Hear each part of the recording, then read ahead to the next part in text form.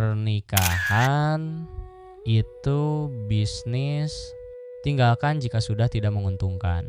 Kalimat ini terdengar tegas, seolah kuat, seolah rasional, bahkan seolah memberdayakan perempuan. Tapi, benarkah demikian? Atau justru ini adalah cara pandang yang diam-diam merusak makna pernikahan itu sendiri? Akhir-akhir ini, narasi seperti ini semakin ramai. Pernikahan dianggap seperti transaksi. Ada untung, lanjut rugi, tinggalkan. Bahkan ada yang mengatakan bahwa suami yang membiarkan istrinya bekerja adalah suami yang gagal. Sekilas ini terdengar seperti keberpihakan pada perempuan. Namun ketika kita melihat data dan juga nilai agama, ceritanya justru berbeda. Mari kita mulai dari klaim pertama. Pernikahan adalah bisnis. Sebuah penelitian yang melibatkan ratusan pasangan menemukan bahwa faktor terkuat dalam kepuasan pernikahan bukanlah uang, bukan juga keuntungan materi, melainkan motivasi intrinsik, yaitu menikah karena makna, karena cinta, karena komitmen, bukan karena hitung-hitungan untung dan rugi. Bahkan motivasi ini menyumbang lebih dari setengah faktor kebahagiaan dalam pernikahan. Sementara faktor materi jauh di bawahnya. Artinya ketika pernikahan diperlakukan seperti bisnis, justru fondasi utamanya hilang. Karena bisnis boleh dihentikan saat rugi, tapi pernikahan yang sehat justru diuji saat kondisi tidak menguntungkan dan tetap bertahan. Dua hal ini memiliki logika yang berbeda. Mencampurnya bukan solusi, justru bisa menjadi awal kehancuran. Klaim kedua, suami gagal adalah yang membiarkan istrinya bekerja. Ini juga tidak sejalan dengan data. Penelitian terhadap ribuan pasangan menunjukkan bahwa istri yang bekerja tidak menurunkan kepuasan pernikahan. Bahkan dalam banyak kasus justru meningkatkannya. Penelitian lain juga menemukan hal serupa. Ketika penghasilan istri meningkat, kepuasan pernikahan ikut meningkat dan risiko perceraian justru menurun. Jadi narasi bahwa istri bekerja suami gagal bukan hanya keliru, tapi juga berbahaya karena ia menciptakan tekanan psikologis, membuat perempuan yang bekerja merasa bersalah, dan membuat laki-laki yang berusaha merasa tidak cukup. Ini bukan pemberdayaan, ini adalah standar ganda yang dibungkus dengan kata-kata indah. Klaim ketiga, bahkan lebih berbahaya, mengajarkan perempuan untuk mengambil harta suami lalu pergi. Dalam Islam, ini bukan strategi, ini adalah kezaliman.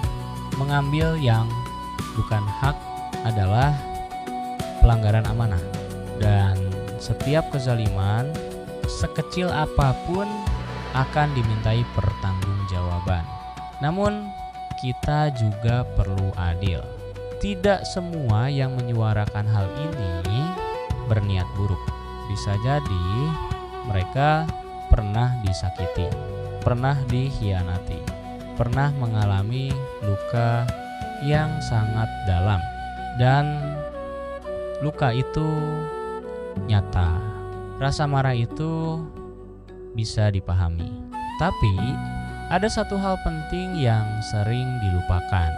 Luka yang belum sembuh tidak seharusnya dijadikan kompas.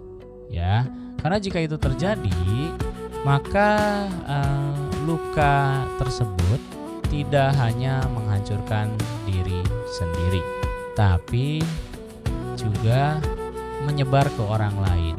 Trauma bukan kurikulum hidup. Dan inilah dampak yang mulai terlihat.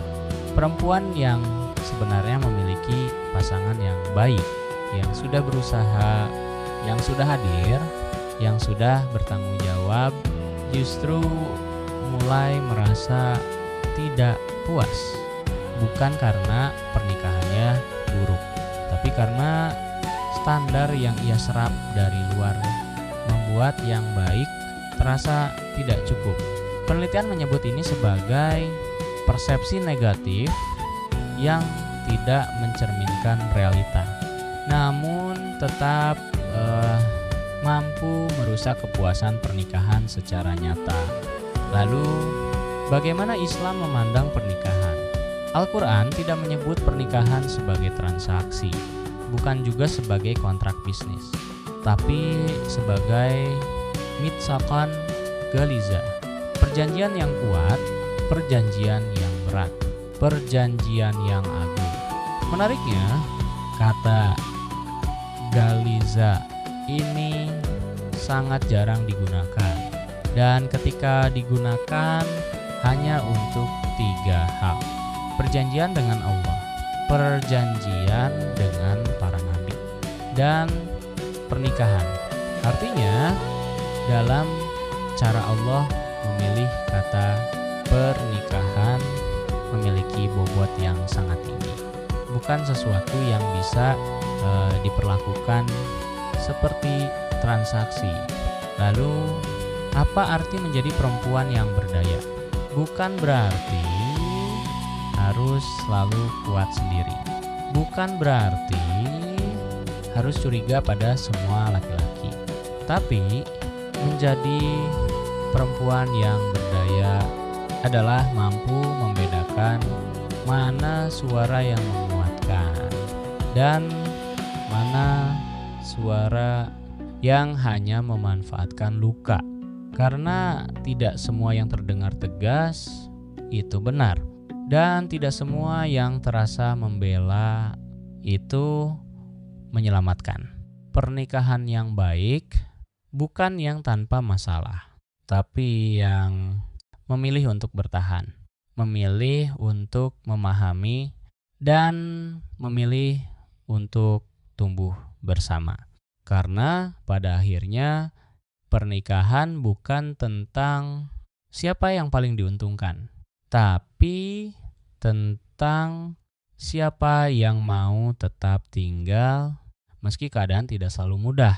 Dan disitulah makna sebenarnya dimulai.